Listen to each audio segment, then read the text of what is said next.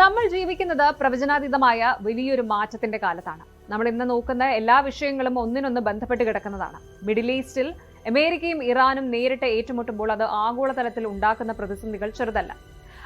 വലിയ ശക്തികൾക്കിടയിൽപ്പെട്ട് സ്വന്തം നിലനിൽപ്പിനായി വടംവലി നടത്തുന്ന പാകിസ്ഥാനെ ഒരു വശത്ത് കാണാം. അതേസമയം തന്നെ അതിർത്തി കടന്നുള്ള ആക്രമണം പരാജയപ്പെടുമ്പോൾ ഇന്ത്യയെ ഉള്ളിൽ നിന്ന് തകർക്കാൻ രാഷ്ട്രീയ പാർട്ടികളിലേക്ക് ഭീകരരെ നുഴഞ്ഞു കയറ്റുന്ന ISIയുടെ പുതിയ ബുദ്ധിയും ചൈനയും UK-യും കൂട്ടുപിടിച്ച് ഇന്ത്യയുമായിട്ടുള്ള അതിർത്തി പ്രശ്നം വഷളാക്കാൻ നോക്കുന്ന നേപ്പാളിന്റെ പുതിയ തന്ത്രങ്ങളും നമ്മൾ ഗൗരവത്തോടെ കാണേണ്ടതുണ്ട്. ഭൗമരാഷ്ട്രീയത്തിന്റെ ഈ സങ്കീർണമായ ചതുരംഗ കളിയിൽ ഓരോ രാജ്യവും തങ്ങളുടെ അതിജീവനത്തിനായിട്ട് നടത്തുന്ന നീക്കങ്ങൾ എന്തൊക്കെയാണ് എന്നൊന്ന് പരിശോധിക്കാം. വെൽക്കം ടു ലോക. ലോക ഭൂപടത്തിൽ പാകിസ്ഥാന്റെ സ്ഥാനം ഒന്ന് പരിശോധിച്ചാൽ ആ ഒരു രാജ്യം നേരിടുന്ന ഏറ്റവും വലിയ ജിയോ പൊളിറ്റിക്കൽ തലവേദന എന്താണ് എന്ന് നമുക്ക് എളുപ്പത്തിൽ മനസ്സിലാകും. കിഴക്ക് ഇന്ത്യയുമായിട്ടുള്ള നിരന്തരമായ ശത്രുത, പടിഞ്ഞാറ് അഫ്ഗാനിസ്ഥാനിലെ അസ്ഥിരത. അതിനപ്പുറമായിട്ട് ഇപ്പോൾ മിഡിൽ ഈസ്റ്റിലെ രണ്ട് വമ്പൻ ശക്തികൾക്കിടയിൽ പെട്ടുപോയൊരവസ്ഥയിലാണ് ഇന്ന് പാകിസ്ഥാൻ ഉള്ളത്. ഒരു വശത്ത് സുന്നി ഇസ്ലാമിക ലോകത്തിന്റെ നേതൃത്വം അവകാശപ്പെടുന്ന സൗദി അറേബ്യ, മറുവശത്ത് ഷിയ ഭൂരിപക്ഷമുള്ള ശക്തമായ സൈനിക ശേഷിയുള്ള ഇറാൻ. ഈ രണ്ട് രാജ്യങ്ങളിൽ ഒന്നിനെ തിരഞ്ഞെടുക്കുക എന്നത് പാകിസ്ഥാനെ സംബന്ധിച്ചിടത്തോളം ഇമ്പോസിബിൾ ആയിട്ടുള്ള ഒരു കാര്യമാണ്. പരസ്പരം ശത്രുതയിൽ കഴിയുന്ന ഈ രണ്ട് രാജ്യങ്ങളുമായും ഒരേ സമയം സൗഹൃദം നിലനിർത്താൻ ശ്രമിക്കുന്നത് പലപ്പോഴും പാകിസ്ഥാന്റെ ഇരട്ടത്താപ്പായിട്ടും വഞ്ചനയായിട്ടും ഒക്കെ അന്താരാഷ്ട്ര സമൂഹം വിലയിരുത്താറുണ്ട്. എന്നാൽ സൂക്ഷ്മമായി പരിശോധിച്ചാൽ ഇത് കേവലം ഒരു ഡിപ്ലോമാറ്റിക് സ്ട്രാറ്റജി മാത്രമല്ല, മറിച്ച് പാകിസ്ഥാൻ എന്ന രാജ്യത്തിന്റെ നിലനിൽപ്പിന് തന്നെ അത്യന്താപേക്ഷിതമായ ഒരു അതിജീവന മാർഗമാണ്. സൗദിയെ പിണക്കിയാൽ പാകിസ്ഥാൻ പട്ടിണിയിലാകും, ഇറാനെ പിണക്കിയാൽ പാകിസ്ഥാൻ കത്തിയേറിയും. എന്താണ് ഈ സങ്കീർണമായ വടംവലി? നമുക്ക് വിശദമായിട്ട് പരിശോധിക്കാം. ആദ്യമായി നമുക്ക് പാകിസ്ഥാനും സൗദി അറേബ്യയും തമ്മിലുള്ള ആഴത്തിലുള്ള ബന്ധമൊന്ന് നോക്കാം. ഇത് കേവലം നയതന്ത്രത്തിൽ മാത്രം ഒതുങ്ങുന്ന ഒന്നല്ല. ചരിത്രപരവും സാമ്പത്തികവും അതിലുപരി മതപരവുമായ ശക്തമായ അടിത്തറയുള്ളതാണ്. പാകിസ്ഥാന്റെ തകർന്നു കിടക്കുന്ന ഇക്കണോമി വലിയൊരു പരിധിവരെ ആശ്രയിക്കുന്നത് സൗദി അറേബ്യയാണ്. രാജ്യം കടുത്ത സാമ്പത്തിക പ്രതിസന്ധിയിലൂടെ കടന്നു പോകുമ്പോഴെല്ലാം രക്ഷയ്ക്കെത്തിയിട്ടുള്ളതാണ് റിയാദ്. ലക്ഷക്കണക്കിന് പാകിസ്ഥാൻ പൗരന്മാരാണ് സൗദിയിൽ ജോലി ചെയ്യുന്നത്. അവർ നാട്ടിലേക്ക് അയക്കുന്ന കോടിക്കണക്കിന് ഡോളറാണ് പാകിസ്ഥാന്റെ വിദേശ നാണ്യ ശേഖരത്തിന്റെ വലിയൊരു പങ്ക്. കൂടാതെ കുറഞ്ഞ നിരക്കിൽ എണ്ണ നൽകാനും പാകിസ്ഥാന്റെ സെൻട്രൽ ബാങ്കിൽ കോടിക്കണക്കിന് ഡോളർ ഡെപ്പോസിറ്റ് ചെയ്ത് അവരുടെ രൂപയുടെ മൂല്യം ഇടിയാതെ സംരക്ഷിക്കാനും സൗദി എപ്പോഴും തയ്യാറായിട്ടുണ്ട്. മതപരമായ കാര്യങ്ങളിലും ഈ ഒരു ബോണ്ട് വളരെ സ്ട്രോങ് ആണ്. മക്കയും മദീനയും സ്ഥിതി ചെയ്യുന്ന സൗദി അറേബ്യയെ മുസ്ലിം ലോകത്തിന്റെ ലീഡറായിട്ടാണ് പാകിസ്ഥാനിലെ ഭൂരിപക്ഷം വരുന്ന സുന്നി ജനവിഭാഗം കാണുന്നത്. സൗദിയുടെ സുരക്ഷ പാകിസ്ഥാന്റെ കൂടി ഉത്തരവാദിത്തമാണ് എന്ന തരത്തിലുള്ള നിലപാടാണ് പാകിസ്ഥാൻ ആർമി പരസ്യമായി തന്നെ സ്വീകരിച്ചിട്ടുള്ളത്. ഇതിന്റെ ഭാഗമായിട്ട് ആയിരക്കണക്കിന് പാക് സൈനികരെ സൗദിയിൽ സുരക്ഷാ ചുമതലകൾക്കായിട്ട് വിന്യസിച്ചിട്ടുണ്ട്. ഇത്രയധികം സഹായങ്ങൾ നൽകുന്നത് കൊണ്ട് തന്നെ മിഡിൽ ഈസ്റ്റിലെ തങ്ങളുടെ രാഷ്ട്രീയ താൽപര്യങ്ങളിൽ പാകിസ്ഥാൻ എക്കാലവും തങ്ങൾക്കൊപ്പം നിൽക്കണമെന്ന് സൗദി ആഗ്രഹിക്കുന്നു. പ്രത്യേകിച്ചും ഇറാനുമായുള്ള തങ്ങളുടെ കോൾഡ് വാറിൽ പാകിസ്ഥാൻ ഒരു വിശ്വസ്ത സഖ്യകക്ഷിയായിട്ട് കൂടെയുണ്ടാകണമെന്നാണ് സൗദിയുടെ പ്രതീക്ഷ. സൗദി അറേബ്യ പാകിസ്ഥാന് സാമ്പത്തിക സുരക്ഷ നൽകുമ്പോൾ ഇറാന്റെ പ്രാധാന്യം തികച്ചും ജിയോഗ്രാഫിക്കലും ആഭ്യന്തര സുരക്ഷയുമായി ബന്ധപ്പെട്ടതാണ്. പാകിസ്ഥാനും ഇറാനും തമ്മിൽ ഏകദേശം 900-ലധികം കിലോമീറ്റർ നീളമുള്ള അതിർത്തി പങ്കിടുന്നുണ്ട്. പാകിസ്ഥാനിലെ ബലൂചിസ്ഥാൻ പ്രവിശ്യയും ഇറാനിലെ സിസ്താൻ ബലൂചിസ്ഥാൻ പ്രവിശ്യയുമാണ് ഈ ഒരു അതിർത്തി എന്ന് പറയുന്നത്. ഈ പ്രദേശം രണ്ട് രാജ്യങ്ങൾക്കും വലിയൊരു തലവേദനയാണ്. കാരണം രണ്ട് ഭാഗത്തും ബലൂച്ച് വിഘടനവാദികൾ ശക്തമാണ്. പാകിസ്ഥാൻ ഏതെങ്കിലും തരത്തിൽ ഇറാനെ പിണക്കിയാൽ ഈ അതിർത്തിയിൽ വലിയ അസ്ഥിരത സൃഷ്ടിക്കാൻ ഇറാന് സാധിക്കും. മറ്റൊരു പ്രധാന ഘടകം പാകിസ്ഥാന്റെ ജനസംഖ്യയിലെ വൈവിധ്യമാണ്. ലോകത്തിന്റെ ഏറ്റവും കൂടുതൽ ഷിയ മുസ്ലിങ്ങൾ ഉള്ള രണ്ടാമത്തെ രാജ്യമാണ് പാകിസ്ഥാൻ. അതായത് ഇറാൻ കഴിഞ്ഞിട്ട് പാകിസ്ഥാൻ ജനസംഖ്യയുടെ 20% വരും ഇത്. പാകിസ്ഥാൻ പൂർണ്ണമായും സൗദിയുടെ പക്ഷം ചേർന്ന് ഇറാനെതിരെ തിരിയുകയാണെങ്കിൽ അത് പാകിസ്ഥാൻ അകത്ത് വലിയ തോതിലുള്ള ആഭ്യന്തര കലാപങ്ങൾക്കും ഷിയ സുന്നി വിഭാഗീയ സംഘർഷങ്ങൾക്കും വഴിവെക്കും. സ്വന്തം രാജ്യത്തിനകത്ത് ഒരു ആഭ്യന്തര യുദ്ധം വിളിച്ചു വരുത്താൻ പാകിസ്ഥാൻ ഭരണകൂടമോ സൈന്യമോ ഒരിക്കലും തയ്യാറാവില്ല. കൂടാതെ ഊർജ്ജ പ്രതിസന്ധി പരിഹരിക്കുന്നതിനായിട്ട് നിർമ്മിക്കാൻ ഉദ്ദേശിച്ച് ഇറാൻ പാകിസ്ഥാൻ വാതക പൈപ്പ് ലൈൻ അമേരിക്കൻ ഉപരോധങ്ങളെയും സൗദിയുടെ അനിഷ്ടത്തെയും ഭയന്ന് പാകിസ്ഥാൻ താൽക്കാലികമായി മരവിപ്പിച്ചിരിക്കുകയാണ്. എങ്കിലും ഭാവിയിൽ തങ്ങളുടെ എനർജി ആവശ്യങ്ങൾക്ക് ഇറാനെ ആശ്രയിക്കേണ്ടി വരുമെന്ന് പാകിസ്ഥാന് നന്നായിട്ട് അറിയാം. സൗദി അറേബ്യയും ഇറാനും തമ്മിലുള്ള ബന്ധം വഷളാവുകയും അത് പാകിസ്ഥാനെ എങ്ങനെ പ്രതിസന്ധിയിലാക്കുകയും ചെയ്യുന്നു എന്നതിന്റെ ഏറ്റവും വലിയ ഉദാഹരണമാണ് 2015-ലെ യമൻ യുദ്ധം. യമനിൽ ഇറാൻ പിന്തുണയുള്ള ഹൂതി വിമതർക്കെതിരെ യുദ്ധം പ്രഖ്യാപിച്ച സൗദി അറേബ്യ തങ്ങളുടെ സൈനിക സഖ്യത്തിൽ ചേർന്ന് സൈന്യത്തെ അയക്കാൻ പാകിസ്ഥാനോട് ആവശ്യപ്പെട്ടു. ദശാബ്ദങ്ങളായി സൗദിയുടെ സാമ്പത്തിക സഹായം കൈപ്പറ്റുന്ന പാകിസ്ഥാൻ ഈ ആവശ്യം നിരസിക്കില്ല എന്ന് സൗദി പൂർണ്ണമായും വിശ്വസിച്ചു. എന്നാൽ പാകിസ്ഥാൻ പാർലമെന്റിൽ നടന്ന ദിവസങ്ങൾ നീണ്ട ചർച്ചകൾക്കൊടുവിൽ യമൻ യുദ്ധത്തിൽ കടുത്ത നിഷ്പക്ഷത പാലിക്കാനാണ് പാകിസ്ഥാൻ തീരുമാനിച്ചത്. ഈ തീരുമാനം സൗദി അറേബ്യയെയും UAEയും അക്ഷരാർത്ഥത്തിൽ ഞെട്ടിച്ചു. ഗൾഫ് രാജ്യങ്ങൾ പാകിസ്ഥാനെതിരെ പരസ്യമായിട്ട് രംഗത്ത് വരികയും സാമ്പത്തിക സഹായങ്ങൾ വെട്ടിക്കുറയ്ക്കുമെന്ന് ഭീഷണിപ്പെടുത്തുകയും ചെയ്തു. എന്നാൽ പാകിസ്ഥാനെ സംബന്ധിച്ചിടത്തോളം അതൊരു അനിവാര്യമായ തീരുമാനമായിരുന്നു. തങ്ങളുടെ അയൽരാജ്യമായ ഇറാൻ പിന്തുണയ്ക്കുന്ന ഒരു ഗ്രൂപ്പിനെതിരെ യുദ്ധം ചെയ്യാൻ സൈന്യത്തെ അയച്ചാൽ അത് ഇറാനുമായിട്ടുള്ള നേരിട്ടുള്ള ശത്രുതയ്ക്ക് കാരണമാകുമെന്നും പാകിസ്ഥാൻ അകത്ത് വൻതോതിലുള്ള വിഭാഗീയ സംഘർഷങ്ങൾക്ക് തിരികൊളുത്തുമെന്നും സൈന്യത്തിനും സർക്കാരിനും വ്യക്തമായ ബോധമുണ്ടായിരുന്നു. സാമ്പത്തിക സഹായത്തെക്കാൾ വലുതാണ് രാജ്യത്തിന്റെ ആഭ്യന്തര സുരക്ഷ എന്ന് പാകിസ്ഥാൻ തെളിയിച്ച ഒരു നിമിഷമായിരുന്നു അത്. ഈ സംഭവത്തിന് ശേഷം വർഷങ്ങൾ എടുത്തിട്ടാണ് പാകിസ്ഥാൻ ഗൾഫ് രാജ്യങ്ങളുമായിട്ടുള്ള ബന്ധം പഴയ നിലയിലേക്ക് കൊണ്ടുവന്നത്. ഇന്നത്തെ ആഗോള രാഷ്ട്രീയ സാഹചര്യത്തിൽ ഈ സന്തുലിതാവസ്ഥ, അതായത് ഈ ഒരു ബാലൻസ് നിലനിർത്തുക എന്നത് പാകിസ്ഥാനെ സംബന്ധിച്ചിടത്തോളം അനുദിനം കഠിനമായിക്കൊണ്ടിരിക്കുകയാണ്. പാകിസ്ഥാൻ ഇപ്പോൾ ചരിത്രത്തിലെ തന്നെ ഏറ്റവും വലിയ സാമ്പത്തിക പ്രതിസന്ധിയിലൂടെയാണ് കടന്നു പോകുന്നത്. IMFൽ നിന്നുൾപ്പെടെയുള്ള ലോണുകളും സാമ്പത്തിക സഹായങ്ങളും ലഭിക്കണമെങ്കിൽ സൗദി അറേബ്യയുടെയും അമേരിക്കയുടെയും പിന്തുണ പാകിസ്ഥാന് അത്യാവശ്യമാണ്. ഈ സാമ്പത്തിക ദൗർബല്യം മുതലെടുത്ത് പാകിസ്ഥാനെ തങ്ങളുടെ വരുതിയിലാക്കാൻ സൗദി പരമാവധി ശ്രമിക്കുന്നുണ്ട്. മറുഭാഗത്ത് ഇസ്രായേൽ ഹമാസ് സംഘർഷങ്ങളുടെ പശ്ചാത്തലത്തിൽ മിഡിൽ ഈസ്റ്റ് ആകെ കലുഷിതമായിരിക്കുമ്പോൾ ഇറാൻ കൂടുതൽ ശക്തമായ നയങ്ങളാണ് സ്വീകരിക്കുന്നത്. മുൻപ് പാകിസ്ഥാൻ അതിർത്തിക്കുള്ളിൽ കയറി ഇറാൻ നടത്തിയ വ്യോമാക്രമണങ്ങളും അതിന് പാകിസ്ഥാൻ നൽകിയ മിസൈൽ തിരിച്ചടിയും ഈ അതിർത്തി എത്രത്തോളം സ്ഫോടനാത്മകമാണ് എന്ന് തെളിയിച്ചതാണ്. രണ്ട് രാജ്യങ്ങളും പാകിസ്ഥാന് മേൽ വലിയ തോതിൽ പ്രഷർ ചെലുത്തുന്നുണ്ട്. ഒരു വശത്ത് രാജ്യത്തിന്റെ സമ്പദ് വ്യവസ്ഥ തകരാതെ പിടിച്ചു നിർത്താൻ റിയാദിൽ നിന്നുള്ള പണം വേണം. മറുവശത്ത് ഇന്ത്യയുമായുള്ള അതിർത്തിയിൽ എപ്പോഴും യുദ്ധസമാനമായ സാഹചര്യം നിലനിൽക്കുമ്പോൾ പടിഞ്ഞാറൻ അതിർത്തിയിൽ ഇറാനുമായി മറ്റൊരു യുദ്ധമുഖം തുറക്കുന്നത് പാകിസ്ഥാൻ സൈന്യത്തിന് ചിന്തിക്കാൻ പോലും കഴിയില്ല. അതുകൊണ്ട് തന്നെ ഇസ്ലാമാബാദിലെ നയതന്ത്രജ്ഞർ എപ്പോഴും ഒരു കയർപാലത്തിലൂടെയാണ്, ഒരു ടൈറ്റ് റോപ്പിലൂടെ നടക്കുകയാണ് എന്ന് പറയണം. ഒരു ചെറിയ പിഴവ് പോലും രാജ്യത്തെ പൂർണ്ണമായ സാമ്പത്തിക തകർച്ചയിലോ അല്ലെങ്കിൽ വലിയൊരു ആഭ്യന്തര യുദ്ധത്തിലേക്കോ കൊണ്ടെത്തിക്കാം. പാകിസ്ഥാൻ ഒരേ സമയം രണ്ട് വള്ളത്തിൽ കാലുവെക്കുന്നുവെന്നും വിശ്വസിക്കാൻ കൊള്ളാത്ത സഖ്യകക്ഷിയാണെന്നുമുള്ള വിമർശനങ്ങൾ ഇന്റർനാഷണൽ ലെവലിൽ ശക്തമാണ്. അമേരിക്കയും സൗദി അടക്കമുള്ള രാജ്യങ്ങൾ പലപ്പോഴും പാകിസ്ഥാന്റെ ഈ നിലപാടിനെ കുറ്റപ്പെടുത്തിയിട്ടുണ്ട്. എന്നാൽ പാകിസ്ഥാന്റെ ഭൂമിശാസ്ത്രപരവും ജനസംഖ്യാപരവും സാമ്പത്തികവുമായ യാഥാർത്ഥ്യങ്ങൾ മനസ്സിലാക്കുമ്പോൾ ഈ നയം ഒരു വഞ്ചനയല്ല, മറിച്ച് ജീവൻ നിലനിർത്താനുള്ള ഒരു രാജ്യത്തിന്റെ അവസാനത്തെ പോരാട്ടമാണ് എന്ന് വ്യക്തമാകും. മധ്യപൂർവ്വ ഏഷ്യയിലെ സംഘർഷങ്ങൾ വർദ്ധിക്കുന്തോറും പാകിസ്ഥാന്റെ ഈ വടംവലി കൂടുതൽ ദുഷ്കരമാവുകയാണ്. സ്വന്തം താൽപര്യങ്ങൾ മാത്രം സംരക്ഷിച്ചുകൊണ്ട് രണ്ട് ശത്രുക്കൾക്കിടയിൽ എത്ര കാലം പാകിസ്ഥാന് സുരക്ഷിതമായിട്ട് മുന്നോട്ട് പോകാൻ കഴിയുമെന്നതിനെ ആശ്രയിച്ചിരിക്കും ആ ഒരു രാജ്യത്തിന്റെ ഭാവി തന്നെ. ഭൗമരാഷ്ട്രീയത്തിന്റെ ഈ സങ്കീർണമായ ചതുരംഗ കളിയിൽ പാകിസ്ഥാന് മുന്നിലുള്ളത് ചോയ്സുകളല്ല, മറിച്ച് അതിജീവനത്തിനായിട്ടുള്ള ഒത്തുതീർപ്പുകൾ മാത്രമാണ്. ഭീകരാക്രമണങ്ങൾ നടത്താൻ അതിർത്തി കടന്ന് തോക്കുകളും ബോംബുകളുമായി വരുന്ന തീവ്രവാദികളെ കുറിച്ച് നമ്മൾ ഒരുപാട് കേട്ടിട്ടുണ്ട്. നമ്മുടെ ഡിഫൻസ് ഫോഴ്സ് അവരെ കൃത്യമായി നേരിടാറുമുണ്ട്. എന്നാൽ ഇന്ത്യയെ തകർക്കാൻ പാകിസ്ഥാന്റെ ഇന്റലിജൻസ് ഏജൻസിയായ ISI തികച്ചും വ്യത്യസ്തവും അതിശക്തവുമായ ഒരു പുതിയ തന്ത്രം മെനഞ്ഞിരിക്കുകയാണ്. അതിർത്തി കടന്നുള്ള വെടിവയ്പല്ല, മറിച്ച് ഇന്ത്യയിലെ മുൻനിര രാഷ്ട്രീയ പാർട്ടികളിലേക്ക് സ്വന്തം ആൾക്കാരെ നുഴഞ്ഞു കയറ്റുക. അതുപോലെ ഇത് കേൾക്കുമ്പോൾ സിനിമാ കഥ പോലെ തോന്നാം, പക്ഷേ സുരക്ഷാ ഏജൻസികളെ പോലും ഞെട്ടിച്ചുകൊണ്ട് പുറത്തുവന്നൊരു കടുപ്പമേറിയ യാഥാർത്ഥ്യം ഇതാണ്. തോക്കുകൾക്ക് പകരം പൊളിറ്റിക്കൽ പവർ ഉപയോഗിച്ച് ഇന്ത്യയെ ഉള്ളിൽ നിന്ന് തകർക്കാനാണ് പാകിസ്ഥാൻ ഇപ്പോൾ ശ്രമിക്കുന്നത്. എന്താണ് ഈ പൊളിറ്റിക്കൽ ജിഹാദ് പ്ലാൻ? ISI ഇതിലൂടെ എന്താണ് ലക്ഷ്യമിടുന്നത്? നമുക്ക് നോക്കാം. വർഷങ്ങളായിട്ട് ഇന്ത്യക്കെതിരെ പാകിസ്ഥാൻ പ്രയോഗിച്ചിരുന്ന തന്ത്രമായിരുന്നു ബ്ലീഡ് ഇന്ത്യ വിത്ത് 1000 cuts, അതായത് നിരന്തരമായിട്ട് തീവ്രവാദ ആക്രമണങ്ങളിലൂടെ ഇന്ത്യയെ തളർത്തുക. എന്നാൽ കശ്മീരിന്റെ പ്രത്യേക പദവി എടുത്തു കളഞ്ഞതും അതിർത്തിയിലെ കടുത്ത സുരക്ഷയും ആഗോളതലത്തിൽ പാകിസ്ഥാൻ നേരിടുന്ന സാമ്പത്തിക പ്രതിസന്ധിയും കാരണം ഈ പഴയ അടവുകൾ ഇപ്പോൾ നടക്കുന്നില്ല. ഇതോടെയാണ് ISI തങ്ങളുടെ സ്ട്രാറ്റജി മാറ്റിയത്. പുതിയ നിർദ്ദേശപ്രകാരം ഭീകരവാദികളോടും അവരുടെ സ്ലീപ്പർ സെല്ലുകളോടും ഒളിവിൽ കഴിയാനല്ല ISI ആവശ്യപ്പെടുന്നത്, മറിച്ച് ഇന്ത്യയിലെ വൻകിട രാഷ്ട്രീയ പാർട്ടികളിൽ അംഗത്വം എടുക്കാനാണ്. മുഖ്യധാര രാഷ്ട്രീയത്തിന്റെ ഭാഗമായിട്ട് മാറിക്കഴിഞ്ഞാൽ ആർക്കും പെട്ടെന്ന് സംശയം തോന്നില്ല എന്നത് തന്നെയാണ് ഇതിന് പിന്നിലെ പ്രധാന ബുദ്ധി എന്ന് പറയുന്നത്. ഇനി ലോജിക്കലായിട്ട് ചിന്തിക്കുകയാണെങ്കിൽ ഒരു ടെററിസ്റ്റ്, ഒരു ഭീകരൻ രാഷ്ട്രീയ പാർട്ടിയിൽ ചേരുന്നത് കൊണ്ട് അവർക്ക് വലിയ ഗുണങ്ങളുണ്ട്.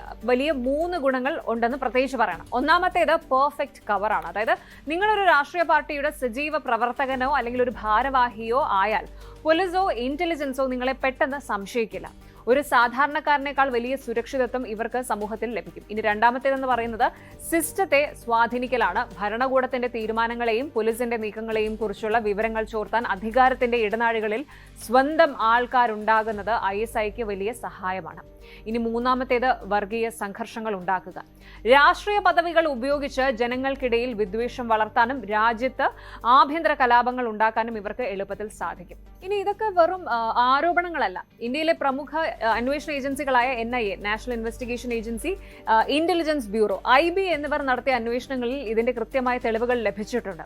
ജമ്മു കാശ്മീരിലും ഇന്ത്യയുടെ മറ്റു ചില സംസ്ഥാനങ്ങളിലും പിടിക്കപ്പെട്ട ചില ഭീകരർക്ക് ഏതെങ്കിലും പ്രമുഖ രാഷ്ട്രീയ പാർട്ടികളുമായിട്ട് ബന്ധമുണ്ടായിരുന്നതായിട്ട് കണ്ടെത്തിയിട്ടുമുണ്ട്.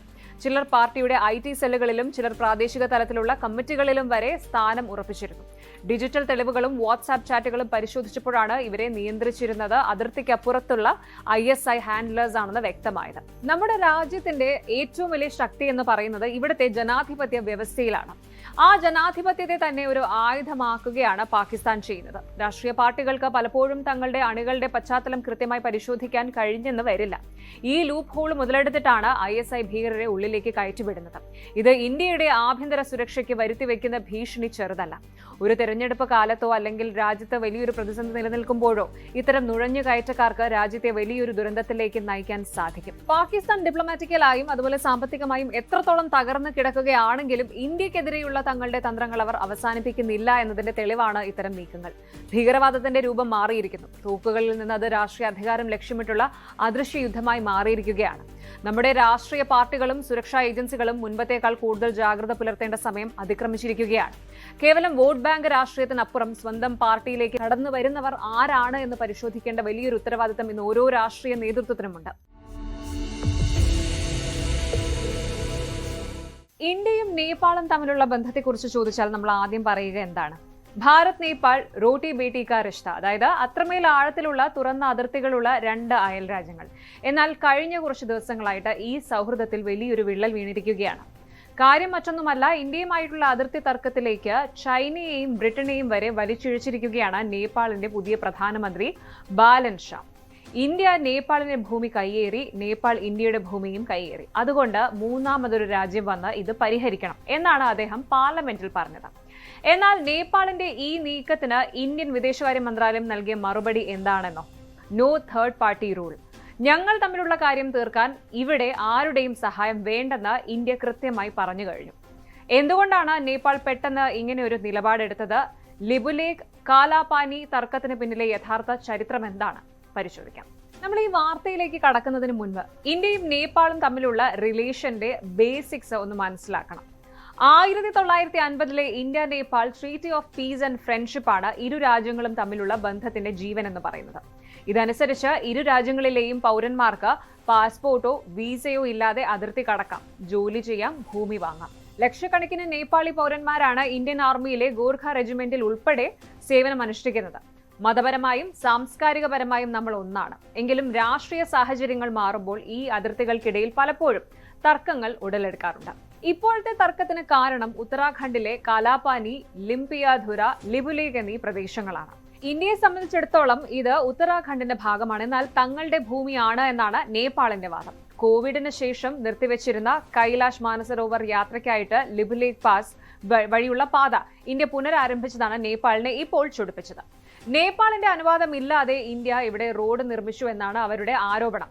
ഇതിന് പിന്നാലെയാണ് പാർലമെന്റിൽ ചോദ്യങ്ങൾക്ക് മറുപടിയായിട്ട് നേപ്പാൾ പ്രധാനമന്ത്രി ബാലൻ ഷാ വിവാദ പ്രസ്താവന നടത്തിയത്. ഇന്ത്യയും നേപ്പാളും പരസ്പരം ഭൂമി കയ്യേറിയിട്ടുണ്ട്, ഇതിൽ ബ്രിട്ടൻ ഇടപെടണം. കാരണം ഈ അതിർത്തി തർക്കത്തിന്റെ വേരുകൾ കിടക്കുന്നത് ബ്രിട്ടീഷ് ഇന്ത്യയുടെ കാലത്താണ്.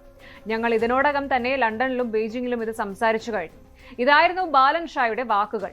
ബാലൻ ഷാ പറഞ്ഞതുപോലെ ഇതിനൊരു ചരിത്രമുണ്ട്. 1816 സുഗൌലി കരാർ, ട്രീറ്റി ഓഫ് സുഗൌലി പ്രകാരമാണ് ഇന്ത്യ നേപ്പാൾ അതിർത്തി നിശ്ചയിക്കപ്പെട്ടത്. ബ്രിട്ടീഷ് ഈസ്റ്റ് ഇന്ത്യ കമ്പനിയും നേപ്പാളിലെ രാജാവും തമ്മിലായിരുന്നു ഈ ഒരു കരാർ.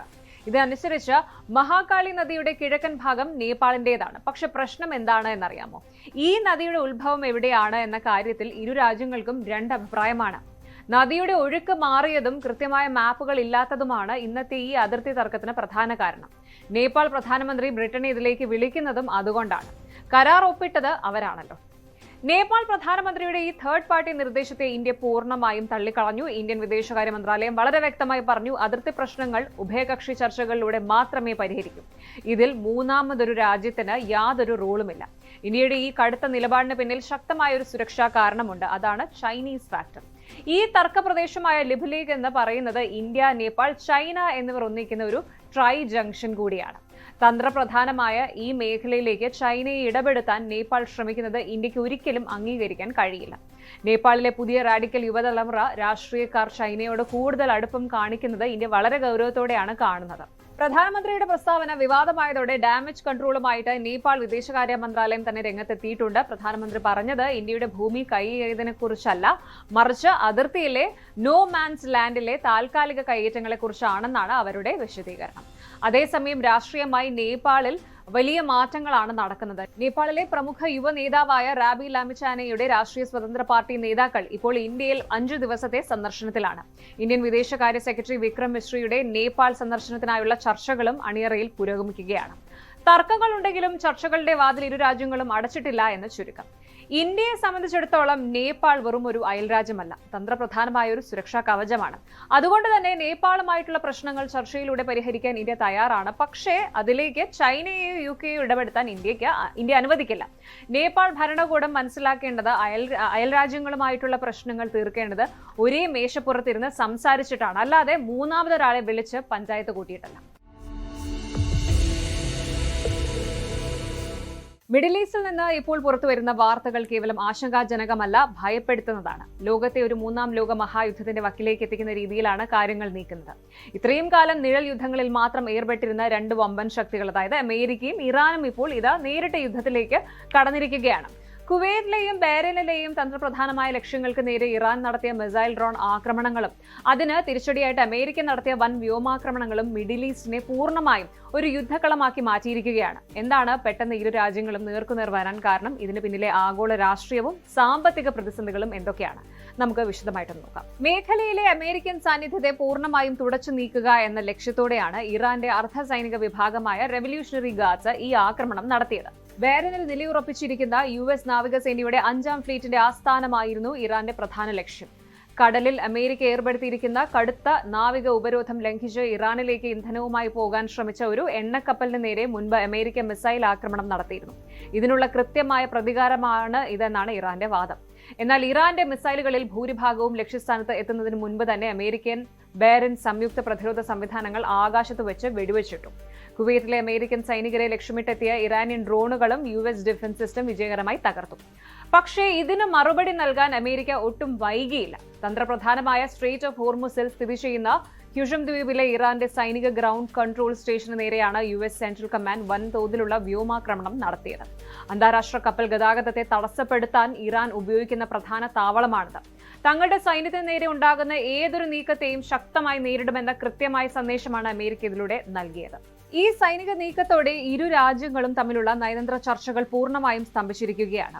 ഇറാനിലെ പ്രമുഖ വാർത്താ ഏജൻസികളായ ഫാഴ്സും തസ്നുമും പുറത്തുവിട്ട വിവരങ്ങൾ പ്രകാരം അമേരിക്കയും ഇസ്രായേലുമായി നിലനിന്നിരുന്ന താൽക്കാലികമായ വെടിനിർത്തൽ കരാർ നീട്ടുന്നതുമായി ബന്ധപ്പെട്ട ചർച്ചകളിൽ നിന്ന് ഇറാൻ പൂർണ്ണമായും പിന്മാറി. ചർച്ചകൾ കൊണ്ട് തങ്ങൾക്ക് അനുകൂലമായ യാതൊരു ഫലവും ഉണ്ടാകുന്നില്ല എന്ന തിരിച്ചറിവാണ് ഇറാനെ ഈ കടുത്ത തീരുമാനത്തിലേക്ക് നയിച്ചത്. എന്നാൽ ഈ വാർത്തകളെ പാടെ നിഷേധിച്ചുകൊണ്ട് അമേരിക്കൻ പ്രസിഡന്റ് ഡൊണാൾഡ് ട്രംപ് രംഗത്തെത്തിയിട്ടുണ്ട്. ഇറാനുമായുള്ള ചർച്ചകൾ ഇപ്പോഴും സജീവമായിട്ട് തുടരുന്നുണ്ട് എന്നാണ് ട്രംപിന്റെ അവകാശവാദം.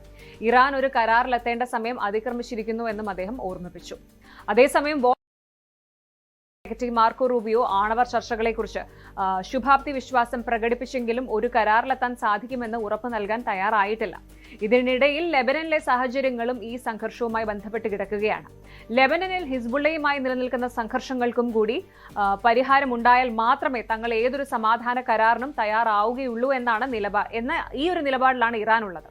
എന്നാൽ ലെബനൻ വിഷയത്തെ ഇതിൽ നിന്ന് വേറിട്ട് നിർത്തണമെന്നാണ് ഇസ്രായേലും അമേരിക്കയും ആവശ്യപ്പെടുന്നത്. പുറമെ സൈനികമായിട്ട് വലിയ ശക്തി പ്രകടിപ്പിക്കുന്നുണ്ടെങ്കിലും ഇറാനിന്റെ ആഭ്യന്തര സാഹചര്യം തികച്ചും ദയനീയമാണ്. ചരിത്രത്തിലെ ഏറ്റവും കടുത്ത സാമ്പത്തിക പ്രതിസന്ധിയിലൂടെയാണ് രാജ്യം ഇപ്പോൾ കടന്നു പോകുന്നത്. 2ാം ലോക മഹായുദ്ധത്തിന് ശേഷം ഇറാൻ സാക്ഷ്യം വഹിച്ചിട്ടില്ലാത്ത തരത്തിലുള്ള അതിരൂക്ഷമായ പണപ്പെരുപ്പമാണ് അവിടെയുള്ളത്. ഇറാന്റെ സെൻട്രൽ ബാങ്ക് പുറത്തുവിട്ട ഏറ്റവും പുതിയ കണക്കുകൾ പ്രകാരം ഉപഭോക്തൃ വില സൂചിക, അതായത് ഇൻഫ്ലേഷൻ റേറ്റ് മുൻവർഷത്തെ അപേക്ഷിച്ച് 77% വർധനവാണ് എന്നാണ് രേഖപ്പെടുത്തിയിരിക്കുന്നത്. സാധാരണക്കാർക്ക് ഒരു ദിവസത്തെ ആഹാരം കണ്ടെത്താൻ പോലും കഴിയാത്തൊരവസ്ഥയാണിപ്പോൾ. അമേരിക്കയുടെ ഉപരോധം കാരണം ഇറാന്റെ ജീവരക്തമായ എണ്ണ കയറ്റുമതി പൂർണ്ണമായും തടസ്സപ്പെട്ടു. ഇതോടെ ഇറാനിയൻ കറൻസിയായ റിയാലിന്റെ മൂല്യം ചരിത്രത്തിലെ തന്നെ ഏറ്റവും താഴ്ന്ന നിരക്കിലെത്തി. 2015 ഒരു അമേരിക്കൻ ഡോളറിന് 32,000 റിയാലായിരുന്നു വിനിമയ നിരക്ക്. ഇപ്പോൾ ഇതാ 17 ലക്ഷം റിയാലും കടന്ന് മുന്നോട്ട് പോവുകയാണ്. വാർഷിക പണപ്പെരുപ്പം ഉടൻ തന്നെ 80%-ത്തിലെത്തുമെന്നാണ് സാമ്പത്തിക വിദഗ്ധനായ സയ്യിദ് ലയാസ് മുന്നറിയിപ്പ് നൽകുന്നത്. സാമ്പത്തിക പ്രതിസന്ധി രൂക്ഷമായതോടെ ഇറാന്റെ വിവിധ നഗരങ്ങളിൽ ജനങ്ങൾ തെരുവിലിറങ്ങി പ്രതിഷേധിക്കാൻ തുടങ്ങിയിട്ടുണ്ട് എന്നും റിപ്പോർട്ടുകളുണ്ട്. വിലക്കയറ്റത്തിനും തൊഴിലില്ലായ്മയ്ക്കുമെതിരെ സ്ത്രീകളും യുവാക്കളും അടങ്ങുന്ന വലിയൊരു ജനവിഭാഗമാണ് ഇസ്ലാമിക ഭരണകൂടത്തിനെതിരെ രംഗത്ത് വന്നിരിക്കുന്നത്. ട്രംപുമായിട്ട് ഒരു ഔദ്യോഗിക സമാധാന കരാറിലെത്താൻ സാധിക്കാതെ വരികയും ഉപരോധങ്ങൾ തുടരുകയും ചെയ്താൽ രാജ്യം വലിയൊരു ആഭ്യന്തര കലാപത്തിലേക്ക് നീങ്ങുമെന്നാണ് രാഷ്ട്രീയ നിരീക്ഷകനായ മോസീൻ ജലീൽവൻ വിലയിരുത്തുന്നത്. ഇനി കാര്യങ്ങൾ ഇങ്ങനെയൊക്കെയാണെങ്കിലും ബാഹ്യ സമ്മർദ്ദങ്ങൾക്ക് മുൻപിൽ തങ്ങൾ ഒരിക്കലും തല കുനിക്കില്ല എന്ന കടുത്ത നിലപാടിലാണ് ഇറാൻ പ്രസിഡന്റ് മസൂദ് പെസഷ്കിയാൻ. തങ്ങൾ ഒരു യുദ്ധത്തിലാണ് എന്നും അതിന്റെ ഭാഗമായിട്ട് ഉണ്ടാകുന്ന സാമ്പത്തിക ബുദ്ധിമുട്ടുകൾ ജനങ്ങൾ സഹിക്കണമെന്നുമാണ് അദ്ദേഹം ആഹ്വാനം ചെയ്യുന്നത്. ആഗോളതലത്തിൽ വിതരണം ചെയ്യപ്പെടുന്ന എണ്ണയുടെ വലിയൊരു ശതമാനം കടന്നുപോകുന്ന ഹോർമുസ് കടലിടുക്കിന്റെ നിയന്ത്രണം കൈവശം വെച്ചുകൊണ്ട് അമേരിക്കയെ സമ്മർദ്ദത്തിലാക്കാനാണ് ഇറാൻ ഇപ്പോഴും ശ്രമിക്കുന്നത്. ഈ പാത അടച്ചുപൂട്ടിയാൽ അത് ലോകമെമ്പാടും വലിയൊരു ഇന്ധന പ്രതിസന്ധിക്ക് കാരണമാകും. ഇതാണ് ഇറാന്റെ കയ്യിലുള്ള ഏറ്റവും വലിയ ആയുധമെന്ന് പറയുന്നത്. ചുരുക്കത്തിൽ ഇറാനും അമേരിക്കയും തമ്മിലുള്ള ഈ സൈനിക ഏറ്റുമുട്ടൽ കേവലം രണ്ട് രാജ്യങ്ങൾ തമ്മിലുള്ള പ്രശ്നമല്ല, മറിച്ച് അത് ലോകക്രമത്തെ തന്നെ മാറ്റിമറിക്കാൻ പോകുന്ന ഒന്നാണ്. ഒരു വശത്ത് തങ്ങളുടെ സാമ്പത്തിക തകർച്ചയും ആഭ്യന്തര പ്രക്ഷോഭങ്ങളും മറച്ചുവെക്കാൻ ഇറാൻ സൈനികമായ ആക്രമണങ്ങൾക്ക് തുനിയുമ്പോൾ, മറുവശത്ത് തങ്ങളുടെ ആഗോള മേധാവിത്വം നിലനിർത്താനായിട്ട് അമേരിക്ക കൂടുതൽ കടുത്ത നടപടികളുമായിട്ട് മുന്നോട്ട് പോവുകയാണ്. ഈ ശക്തി പ്രകടനങ്ങൾക്കിടയിൽ പെട്ടുപോകുന്നത് അവിടുത്തെ സാധാരണക്കാരായ മനുഷ്യരാണ്. യുദ്ധം ഒന്നിനും ഒരു ശാശ്വത പരിഹാരമല്ല എന്നും നയതന്ത്ര ചർച്ചകളിലൂടെ മാത്രമേ മിഡിൽ ഈസ്റ്റിൽ സമാധാനം കൊണ്ടുവരാൻ സാധിക്കുകയുള്ളൂ എന്നും ലോകരാഷ്ട്രങ്ങൾ തിരിച്ചറിയേണ്ടതുണ്ട്. അല്ലാത്ത പക്ഷം ഈ ഒരു സംഘർഷം മറ്റൊരു ആഗോള ദുരന്തത്തിലേക്ക് വഴിമാറാൻ അധികം സമയം വേണ്ടിവരില്ല. ആഗോള നേതൃത്വം എത്രയും വേഗം ഇടപെട്ട ഇരു വിഭാഗത്തെയും ചർച്ചകളുടെ മേശയിലേക്ക് തിരിച്ചു വരുമോ അതോ മിഡിൽ ഈസ്റ്റ് പൂർണ്ണമായും കത്തിയെരിയുമോ? നമുക്ക് കാത്തിരുന്ന് തന്നെ കാണാം. എന്തൊക്കെ തർക്കങ്ങളും യുദ്ധഭീഷണികളും അണ്ടർകവർ അജണ്ടകളും ഉണ്ടായാലും ചരിത്രം പരിശോധിച്ചാൽ നമുക്കൊരു കാര്യം മനസ്സിലാകും. ഏറ്റവും കടുത്ത പ്രതിസന്ധികൾക്കും പരിഹാരം ഉണ്ടാകുന്നത് യുദ്ധകളത്തിലോ വിദ്വേഷത്തിലോ അല്ല, മറിച്ച് നയതന്ത്ര ചർച്ചകളുടെ മേശപ്പുറത്താണ്. രാജ്യങ്ങൾ തമ്മിലുള്ള അവിശ്വാസത്തിന്റെ നിഴലുകൾ മാറി കൂടുതൽ സുതാര്യമായ ചർച്ചകളിലൂടെ മിഡിൽ ഈസ്റ്റിലും നമ്മുടെ അയൽ രാജ്യങ്ങൾക്കിടയിലും ശാശ്വതമായ ഒരു സമാധാനം കൊണ്ടുവരാൻ അന്താരാഷ്ട്ര സമൂഹത്തിന് സാധിക്കുമെന്ന് നമുക്ക് പ്രത്യാശിക്കാം. ഇത്തരം കലുഷിതമായ ആഗോള പ്രതിസന്ധികൾക്കിടയിലും സ്വന്തം അതിർത്തികളും അഖണ്ഡതയും ആഭ്യന്തര സുരക്ഷയും കാത്തു സൂക്ഷിക്കാൻ ഇന്ത്യ സ്വീകരിക്കുന്ന കൃത്യമായ നിലപാടുകൾ വരും ദിവസങ്ങളിൽ കൂടുതൽ സുരക്ഷിതവും കരുത്തുറ്റതുമായ ഒരു ഭാവിയാണ് രാജ്യത്തിന് സമ്മാനിക്കുന്നത്. ഭയമില്ലാത്ത സമാധാനപൂർണമായൊരു നാളേക്കായിട്ട് നമുക്ക് കാത്തിരിക്കാം. Good night.